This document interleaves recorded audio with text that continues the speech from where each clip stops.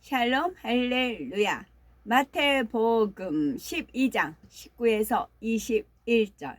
그는 다투지도 아니하며 들레지도 아니하리니 아무도 길에서 그 소리를 듣지 못하리라. 상한 갈대를 꺾지 아니하며 꺼져가는 심지를 끄지 아니하기를 심판하여 이길 때까지 하리니 또한 이방들이 그의 이름을 바라리라 함을 이루려 하심이니라. 아멘. 순전 두 번째입니다. 예수님의 다투지 않고 들대지 않으신 순전한 모습을 살펴보았지요. 예수님처럼 순전한 사람에게서 풍겨 나오는 그리스도의 향기는 죽어가는 영혼들을 생명에 이르게 하는 향기가 될 수가 있습니다. 우리는 말씀을 통해서 순전하신 예수님의 마음을 닮은 복된 성도가 되어야 되겠지요. 순전이란 순수하고 완전함을 뜻하면서 깨끗한 마음 그릇에 영의 열매가 가득 담겨있는 상태와 같습니다.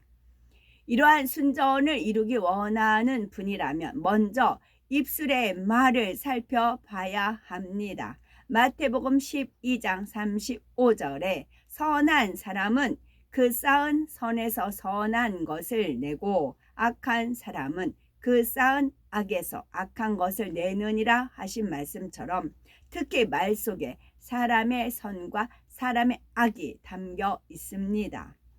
만약 남의 말 하기 좋아하고 판단 정죄하며 수근거린다면 이는 자기가 얼마나 악한지 드러내는 것입니다.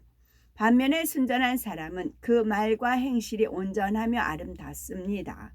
자신을 온전히 내어주는 희생적인 사랑과 긍휼, 자비, 양선, 오래 참음과 절제 등 영의 열매가 마음 안에 풍성히 맺혀 있으니 그 말과 행실에서 순전한 그리스도의 향기가 풍겨납니다.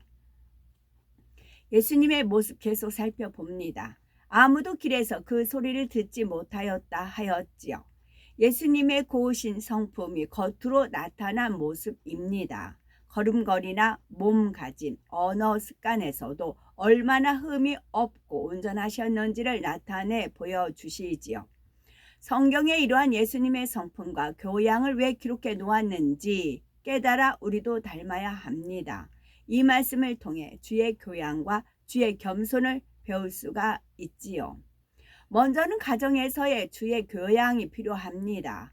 에베소서 6장 4절에 또 아비들아 너희 자녀를 노엽게 하지 말고 오직 주의 교양과 훈계로 양육하라 했습니다.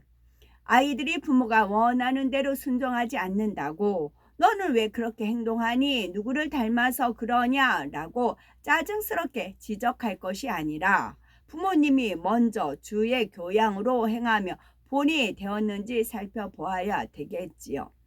아이는 부모의 거울이라고 말하는 것처럼 자녀는 부모가 하는 행동을 그대로 배워 행합니다.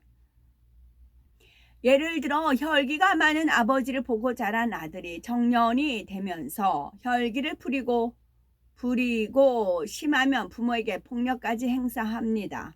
다 큰 자녀를 부모가 제재할 수가 없고 가족 모두 심히 고통을 받게 되지요. 세상에서는 그런 자녀를 변화시키기가 쉽지 않지만 하나님의 능력으로는 변화시킬 수가 있습니다. 먼저 부모가 하나님 앞에 철저히 회개하고 부드럽고 온유하며 덕스러운 모습으로 변화되어 자녀를 위해 중보 기도하면 하나님께서 역사하셔서 변화시켜 주십니다. 또한 배우자와의 관계에서도 마찬가지이지요. 아내가 변화되어 선과 사랑으로 남편을 섬긴다면 남편이 구원받고 하나님을 첫째로 사랑하여 물질의 축복도 받고 영육간의 행복한 가족이 될 수 있습니다. 내가 먼저 주의 교양으로 가정에서 그리스도의 향기를 바라면 남편도 자녀도 변화시킬 수 있지요. 주의 교양을 갖추는 것은 영으로 들어가는 데 있어서도 꼭 필요한 덕목입니다. 교양이 있다 해서 다 영으로 들어가는 것은 아니지만 영으로 들어갈수록 교양 있는 언행이 나옵니다. 사람의 걸음걸이나 몸가짐, 말에는 그의 마음과 성품이 배어 나오기 때문이지요. 마음의 선과 사랑이 가득하면 상대를 섬기며 배려하게 됩니다. 주의 교양은 육적인 에티켓을 배운다고 이룰 수 있는 것이 아니라 주님의 마음을 담고 영과 온 영이 될 때 이루어지는 것입니다. 그러면 주의 교양을 이루기 위해서 우리의 삶 속에서 개선해야 할 모습을 살펴봅니다. 성격이 급한 사람은 대체로 걸음걸이나 말과 행동이 빠릅니다. 남의 말을 다 듣기 전에 성급히 판단에 답하기도 하며 남의 말을 중간에 끊는 무례함도 나오지요. 급히 행동하다 넘어지거나 물건을 떨어뜨리기도 합니다.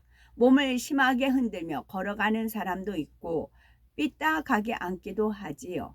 예수님이라면 걷거나 앉아 계실 때 모습이 어떠셨겠습니까? 그 자태만으로도 고상함이 느껴지지 않겠는지요? 이런 예수님의 모습을 떠올리면서 닮아 가셔야 되겠지요. 어떤 사람은 외모도 반듯하고 참 교양 있어 보이는데 막상 대화를 해보면 실망스러운 경우가 있습니다. 남을 은근히 험담하거나 다른 사람의 잘못을 전하는 것을 보니 인격이 좋지 않음을 알게 되지요. 이처럼 입에서 나오는 말은 그 사람의 마음과 직결됩니다. 우리가 다 실수가 많으니 만일 말에 실수가 없는 자면 곧 온전한 사람이라 능히 온몸도 굴레 씌우리라 말씀하십니다. 말을 전할 때는 정확히 전달하는 것이 중요하지요. 내 임의로 다른 사람에게 전함으로 이간질시킬 수도 있고 자신의 느낌을 보태거나 중요한 것을 빼고 전달함으로 오해가 되거나 일이 잘못될 수도 있습니다. 영을 사모한다면 입술의 말을 주의하여 비진리의 말이나 세상적인 말들을 절대 담지 말아야 합니다. 말의 내용뿐 아니라 말하는 모습도 잘 살펴 순전한 모습으로 변화되어야 하지요. 비진리의 말은 아니라 해도 불필요한 말을 많이 한다거나 어떤 상황에서 깊이 생각하지 않고 즉흥적으로 말을 내는 사람들도 있습니다. 입에 음식물을 머금고 말을 하거나 침을 튀기면서 말하는 것 또는 공공장소에서 큰 소리로 말하는 것 등 순전한 모습과는 거리가 먼 거지요. 그 밖에도 대화를 할 때 상대를 툭툭 치거나 손가락질하는 경우도 있습니다. 너무 빠른 속도로 얘기하거나 부정확한 발음으로 말하는 것도 고쳐야 되겠지요. 우리가 순전하신 예수님이라면 어떻게 말씀하고 행동하셨을까를 생각한다면 내주하시는 성령께서 깨우쳐 주시고 도와주실 것입니다. 예수님은 상한 갈대를 꺾지 아니하며 꺼져가는 심지를 끄지 아니하셨지요. 먼저 상한 갈대에 대해서 살펴봅니다. 베드로전서 1장 24절에 모든 육체는 풀과 같고 그 모든 영광이 풀의 꽃과 같으니 풀은 마르고 꽃은 떨어지되 했습니다. 여기서 풀과 꽃을 인생의 모습에 비유한 것처럼 갈대도 사람을 의미하며 본문의 갈대도 사람을 의미하며 상한 갈대란 영적으로 세상의 죄와 악으로 가득 찬 사람을 가리킵니다. 그런데 풀은 영혼이 없기에 말라 죽으면 그만이지만 사람은 영원 불멸의 영을 부여받았기에 육의 수명이 끝나면 반드시 심판을 받습니다. 예수 그리스도를 믿고 하나님의 자녀가 되면 영원한 천국에서 영생 복락을 누리게 되지만 반대로 그렇지 않은 사람들은 영원히 꺼지지 않는 지옥불에 던져져서 세세토록 고통을 받게 됩니다.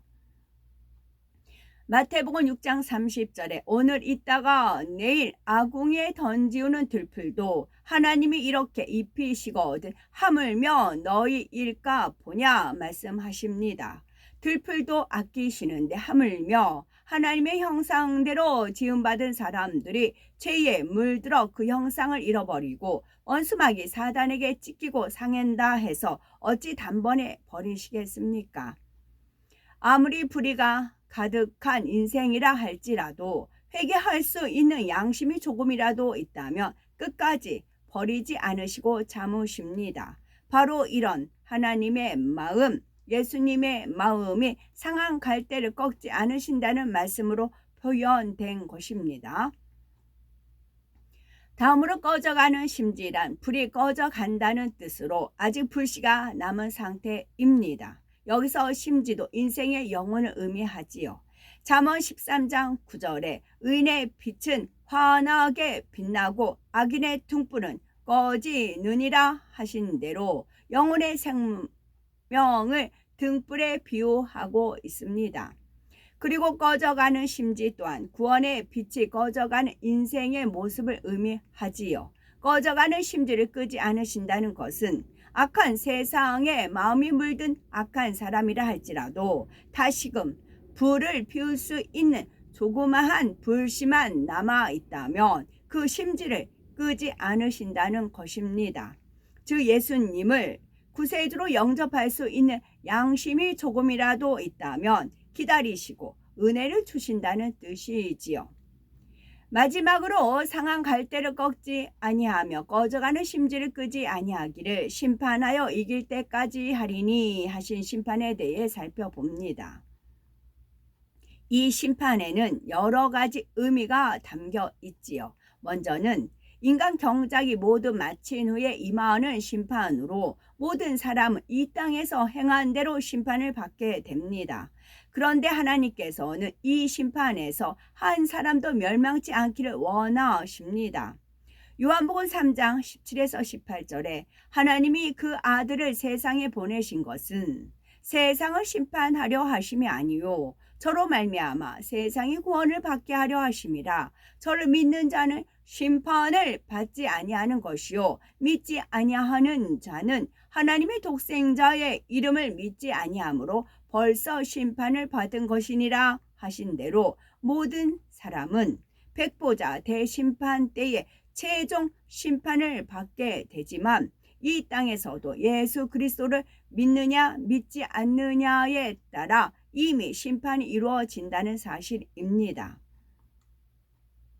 예수 그리스도를 영접하여 그 이름이 생명책에 기록되면 영생이라는 복이 주어집니다. 반면 주님을 영접하지 않은 사람은 이 땅에 생명이 다하면 결국 지옥으로 떨어지게 됩니다. 하지만 주님을 영접한 성도들이라 해도 구원의 테두리에서 벗어날 수 있음을 알아야 합니다.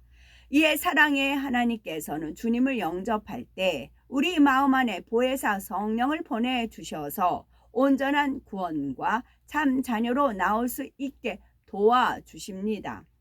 이렇게 하나님은 자녀된 우리를 끝까지 책임져 주신다는 사랑의 의미가 심판하여 이길 때까지 하리니라는 말씀에 담겨 있지요. 그런데 한번 성령을 받았다 해도 심히 짐짓 죄를 범하면 회개의 영이 오지 않고 결국 성령이 소멸되어 가는 경우도 있습니다.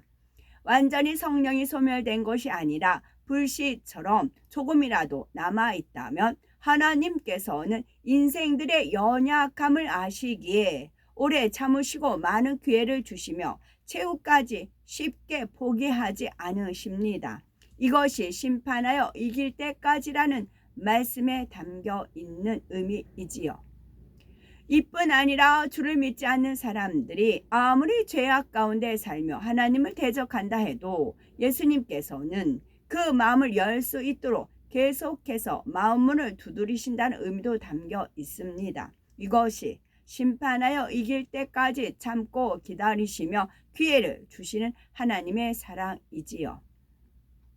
아무도 길에서 그 소리를 듣지 못한 예수님의 순전한 모습처럼 주의 교양을 갖춰야 하는 것이고 또한 상한 갈대를 꺾지 않으시고 꺼져가는 심지를 끄지 아니하기를 심판하여 이길 때까지 하시는 사랑의 하나님과 주님의 마음을 전했지요.